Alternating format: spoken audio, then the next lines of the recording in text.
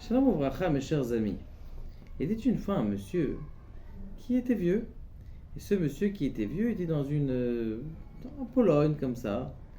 Et il y a quelqu'un, et à chaque fois qu'il disait qu'il y avait quelque chose qui arrivait, il disait qui dit que c'est bien ou qui dit que c'est pas bien.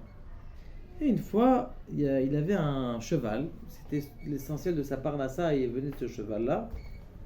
Et il a dit à. Et ce cheval, il a disparu. Il est parti, il a trouvé des copains. Vous savez, il y a des chevaux qui sont sauvages. Il a trouvé des chevaux sauvages comme copains et tout ça. Alors ils lui ont dit, tu sais, ton cheval, il est parti, tout ça, c'est dommage. On a de la peine pour toi. Il dit, mais qui dit que c'est mal qu'il est parti? Il a dit, il est bizarre celui-là. C'est l'essentiel de sa parnassa. L'essentiel de sa parnassa, c'est ça. Comment on dit, il est parti, qui dit que c'est mal? Bon, le cheval, il avait un peu faim quand même. Et lui, il n'a pas l'habitude de chercher comme les chevaux, comment on appelle ça, les chevaux sauvages, leur nourriture. Donc, il a commencé à avoir faim. Il a dit, bon, je vais retourner.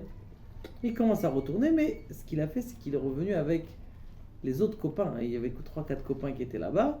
Il leur a dit, venez, il y a à manger chez moi, c'est sympa. Et donc, il est arrivé avec 4 autres chevaux qui étaient sauvages. Il est arrivé, il dit, waouh, les gens ils sont venus me voir. Il dit, Sarah, maintenant t'as 5 beaux chevaux.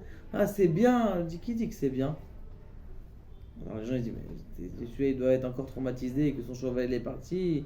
Je dis, qui dit que c'est bien? On ne sait pas. Et à chaque fois, il retournait l'histoire. Bon, il y a un beau jour. Il arrive, son petit-fils, et il prend un cheval qui est sauvage et il commence à galoper dessus. Mais les chevaux qui sont sauvages, ils n'aiment pas tellement d'avoir comme ça un poids sur eux. Il s'est levé et le gosse, il a fait un vol plané. Baruch Hashem, il s'est retrouvé à l'hôpital, les 2 pieds dans le plâtre, et une cabosse, 3 côtes cassées. Bon, il dit, regarde le pauvre, ils sont venus le voir, il dit, regarde le pauvre ton petit-fils, il s'est fait du mal. Je dis, mais qui c'est qui dit que c'est du mal? Il dit, mais je comprends pas, c'est du mal ou c'est bien? On sait plus qui dit que c'est mal. Je dis, il a les 2 pieds dans l'air, comment c'est pas mal? Le pauvre, il allait mourir et tout ça. Je dis, qui dit que c'est mal? On sait pas. Ce temps-là, c'était bien sûr le temps de Russie. Vous savez, les Juifs, ils étaient cantonistes. Ils prenaient tous les enfants, à un petit âge, ils les amenaient à l'armée. Comme ça, au moins, c'était sûr qu'ils oubliaient leur religion. Et donc, ils sont venus prendre tous les jeunes de cet âge-là. Et donc, ils ont pris tous les ans. Ils ont vu, celui-là aussi, il fallait le prendre. On a dit, il a 2 pieds cassés. On va pas prendre à l'armée un petit jeune comme ça qui a 2 pieds cassés. Donc, du coup, il est passé entre les grilles. Et Baruch Hashem, grâce à ça, il a, non, tous ses copains de sa classe qui ont été là-bas, il y a eu une grande guerre, ils sont morts. Et ce qui s'est passé, c'est que quand ils sont revenus, il a dit, t'as vu des fois, hein, tu peux pas t'imaginer, il dit, ah, celui-là il a mal quelque part, celui-là là il lui est arrivé quelque chose qui dit que c'est mal, peut-être ça amène à un bien, tu peux pas t'imaginer. Donc en vérité, on a un problème de vision des choses. Des fois, des choses qui nous arrivent bien, on se dit peut-être c'est bien. D'ailleurs, on voit ça dans les rêves. Quelqu'un, par exemple, qui a eu un mauvais rêve et il est triste et tout ça le matin. Ah, là, j'ai eu un mauvais rêve. Le fait que tu es triste après le mauvais rêve, ça transforme le rêve en bien. Et des fois, quelqu'un, il est heureux après ça. Ah, j'ai rêvé que j'allais voir des millions hier soir dans le rêve. Il est tellement content il se croit déjà milliardaire. Et du coup, son rêve, il s'annule. La force de ce rêve, il s'annule. Donc ça veut dire que des fois, on ne peut pas savoir qu'est-ce qui est bien, qu'est-ce qui est pas bien. Vous savez, le Seir, la Azazel, il y avait 2 petits agneaux qu'on prenait au Beth Amikdash, et ces 2 petits agneaux qu'on prenait au Beth Amikdash, on les amenait. Il y en avait un qui était pour Dieu, qui montait sur le Misbéach, qui était rapproché de Dieu, et l'autre, il était jeté dans le...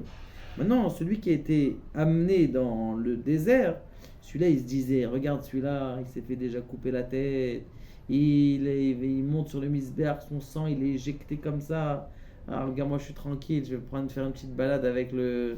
Mais il comprend pas qu'il va arriver là-bas au bout, il va tomber dans les rochers, ils vont le jeter comme un poisson pourri dans les rochers. Et il s'est pas imaginé que l'autre en vérité il avait plus de route que lui. Donc des fois tu dis, ah celui-là regarde ce qui lui est arrivé, celui-là qu'est-ce qui lui est arrivé? Tu peux pas savoir. On a beaucoup de mal à juger. La seule chose qu'on doit faire, la Emouna, de savoir que tout ce qui nous arrive, ça sera à la fin pour le bien.